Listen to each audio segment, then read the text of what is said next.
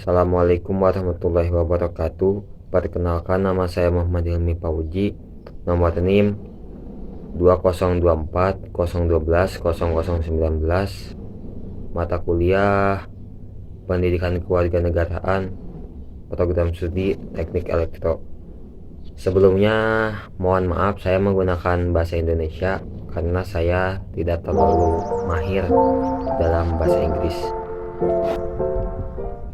Oke, dalam video ini saya akan menceritakan tentang sistem demokrasi yang diterapkan di negara kita, yaitu negara Indonesia. Mari kita simak bersama-sama video berikut ini. Indonesia negara demokrasi, bener nggak sih? Konsep demokrasi berkembang pertama kali di masa Yunani kuno. Dalam bahasa Yunani, demos berarti rakyat dan kratos berarti kekuasaan. Sebenarnya, para ahli punya tafsiran yang berbeda terhadap arti demokrasi. Tapi mungkin yang paling terkenal adalah tafsiran dari mantan Presiden Amerika Serikat, Abraham Lincoln. Katanya, demokrasi adalah pemerintah dari rakyat, oleh rakyat, dan untuk rakyat.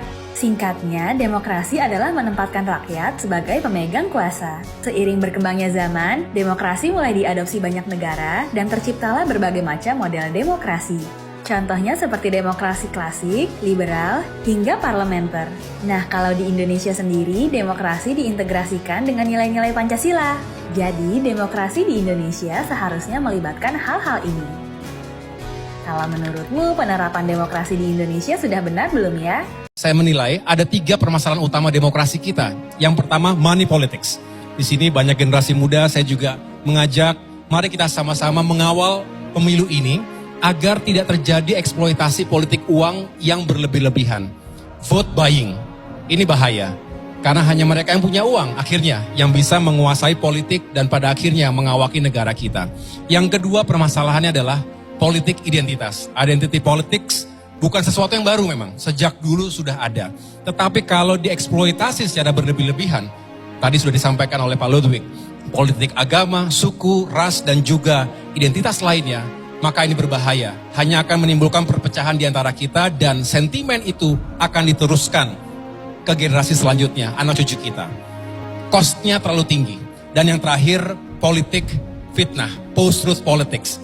Hoax, fake news, Black Campaign ini juga selalu menjadi masalah bersama dan kita tenggelam dalam tsunami informasi sekaligus disinformasi. Oleh karena itu, mari kita juga memiliki sebuah mekanisme sebagai bangsa untuk melawan itu semua. Jangan biarkan bangsa kita diporak-porandakan oleh perilaku buzzer-buzzer yang hanya ingin meruntuhkan persatuan di antara kita. Kalau kita semua berkomitmen itu, insya Allah 2 pasang, 3 pasang, 4 pasang, berapapun, Indonesia tidak akan pecah dan pemilu kita berkualitas dan Indonesia semakin maju ke depan.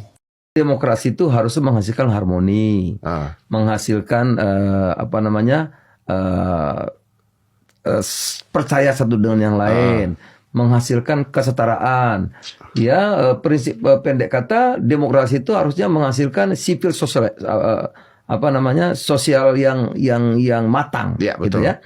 Itu demokrasi hasilnya. Dalam teori. Dalam teorinya, ya. Dan itu sudah praktek. Kalau kita lihat di Eropa, beberapa negara yang sudah praktek demokrasi dengan baik, hasilnya begitu, maju negaranya. Maju. Tapi ya kan juga di Amerika, Trump seribut-ributan di Twitter dan sebagainya, sampai akhirnya kalah. Terus Trump, macam-macam, keributan ini kan terjadi, Pak.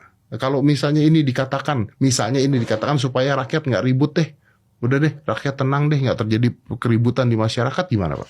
Oleh karena itu, sekali lagi, dalam demokrasi itu mestinya menghasilkan yang saya maksud. Ya. Nah, itu akan terjadi kalau sistemnya bagus.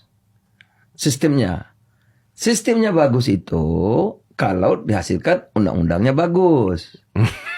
Undang-undangnya bagus kalau yang duduknya juga bagus. Gitu. Ini kalau ini panjang, Pak. Ya memang kaitannya begitu. Oh, panjang sekali. Memang begitu.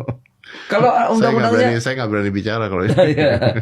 Kalau undang-undangnya nggak bagus, ya sistemnya jelek, ya kan? Yang dipilih jelek juga. Kenapa? Demokrasi itu kan gini, saya pendekkan ya. Saya punya harapan, maka dengan akal dan pikiran saya, sesuai hati saya akan milih dia. Itu demokrasi. Itu demokrasi. Dipotong. Rantai pilihan dipotong. Nggak melalui ini kan banyak melalui ini, enggak. Saya pengen punya pemimpin si A yang bagus. Langsung ke person. Setelah dia berdebat begini, oh ini yang cocok. Oke. Maka saya pilih dia. Itu mestinya menghasilkan kebaikan. Tapi kenapa tidak? Ada deviasi.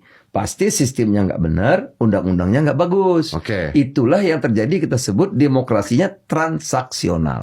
Transaksional nih pengertiannya apa, Pak? Nah, Kalau transaksional tuh transaksional nih artinya bisa diatur loh, Pak. diatur. Diatur. Bisa beli jual beli. Jual beli. Bisa. Jual beli partai, jual beli Ya, bisa. nama, jual beli presiden. Macam-macam. Bisa. Macam-macam. Bisa lah. Bisa. Sekarang saya mau jadi bupati harus memenuhi 20% syarat. Nah 20% itu nggak mudah kan? Masih saya transaksi dong. Transaksi dengan Berarti partai-partai. ada duit yang keluar juga, Pak. Ya mesti. Mesti. Kalau nggak gimana? Nah, kalau seperti ini kan artinya kan bisa mengeluarkan, kenapa bisa orang korupsi dan sebagainya bisa terjadi gara-gara Iya itu. gitu. Nggak akan bisa berhenti. Nah, jadi yang terbaik gimana dong, Pak? Nah oleh karena itu demokrasi ini mestinya semakin hari semakin baik.